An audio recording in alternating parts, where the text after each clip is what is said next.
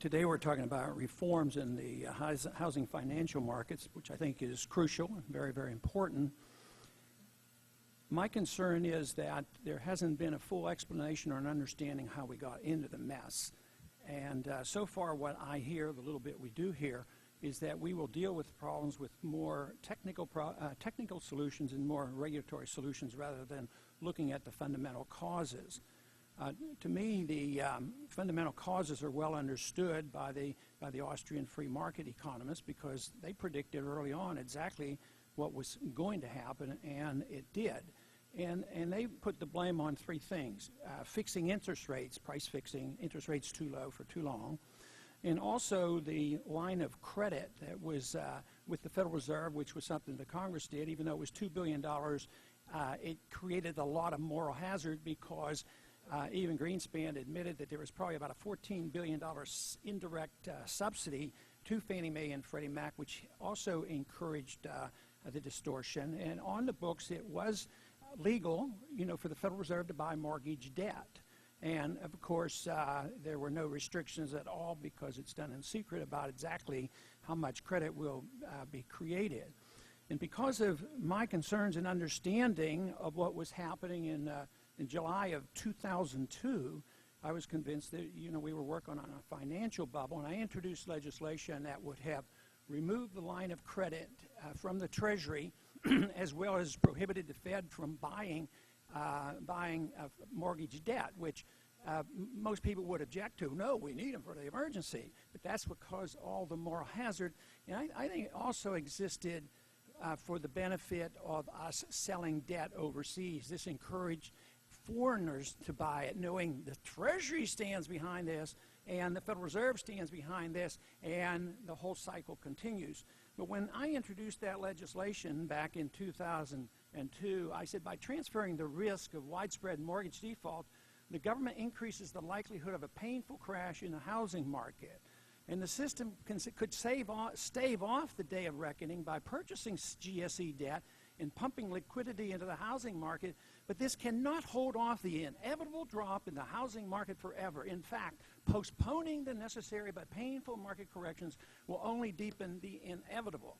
Now, that's not so much my statement coming about that on my own, but because I endorse free markets, I endorse Austrian economics.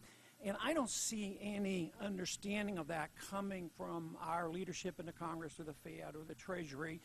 And I think it is so crucial that there is this understanding. So my question is,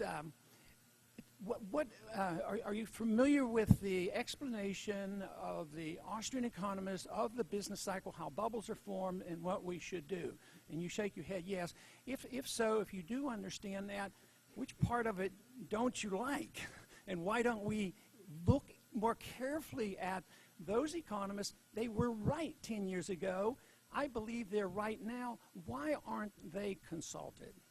Congressman, I agree with much of what you said. And you, as you and I have talked before in this hearing room before, I think you're right to point out that a long period of low real interest rates around the world played a major role in contributing to this financial crisis, this real estate boom, this credit boom.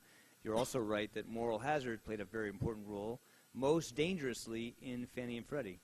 And those institutions were allowed to grow to enormous size, take on enormous risk without capital to support those commitments because of the expectation that government would come in and protect them from the failures. And I completely agree with you, completely agree with you. My time is running out. I want to see if I can get one answer.